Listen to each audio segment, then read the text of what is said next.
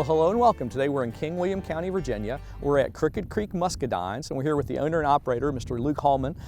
Luke, Muscadines, a lot of people ask me about them. Is it something that a home gardener maybe could try? Yeah, absolutely.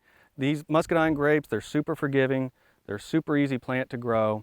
They don't take a lot of moisture, a lot of fertilizer. There's very little pest control. If any, you can actually get away with no pest control. There's a little work on the front end as far as the trellising and establishing them, but other than that, they're a really easy plant to grow. Well, you've got a really nice large planting here. What made you start planting these? Oh, I tasted them.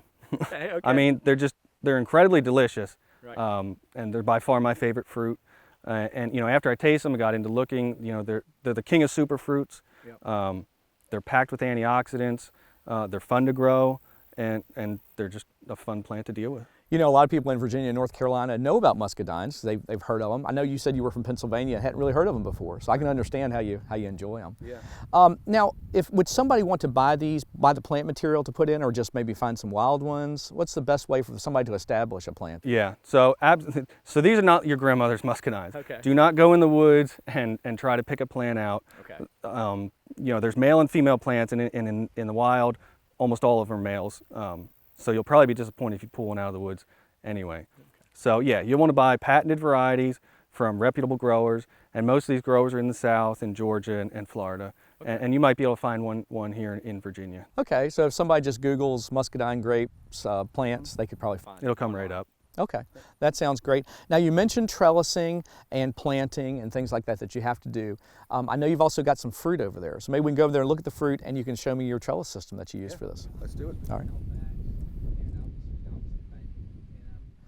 Well, now, Luke, when we were standing up there at that other planting, you had a cultivar, a nice green fruit variety. I saw some of those. They looked really good. But here, you've got a little bit different here. Show me what you've got. Yeah, so this is a black variety. This is an early variety. They come in early, mid, and late. This is an early variety, and this is a female. So a female, you're going to have a self-fertile pollinator nearby. And the ratio is 1 to 3, one self-fertile to 3 females. Okay, so when you buy plant material from somewhere, they're probably going to let you know if this is self-fertile or not, and if you're going to need male or female plants. That's right. Sort of thing. Okay, so there are different cultivars, nice black one here, the green one over there, so there's some choices for people. Yeah, and there's even a redskin variety. Okay, great. Now this trellis system, I can see it here, but let's go see it in one of your newer plantings up there. Well, Luke, this is a pretty robust, large trellis system. Now if somebody had just a few plants, would they still need this?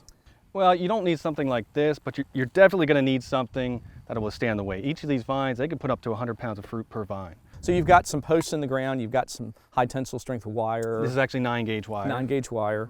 And now, what is this black line right here? The black line, that's our irrigation tubing. And for a home gardener, it's probably not necessary. You'll definitely need to water them to get them established, but once they're established and growing, being a native plant, they really don't need that much water. Sure, that makes sense. Okay, wow, great information. Thank you so much for letting us come out and visit today. Sure. What an amazing operation. I'm really excited about it. What are you planning in the future here? What are you going to do with your grapes? 2023 will be our first commercial harvest. Okay. We'll be picking up some of the varieties we planted 2 years ago.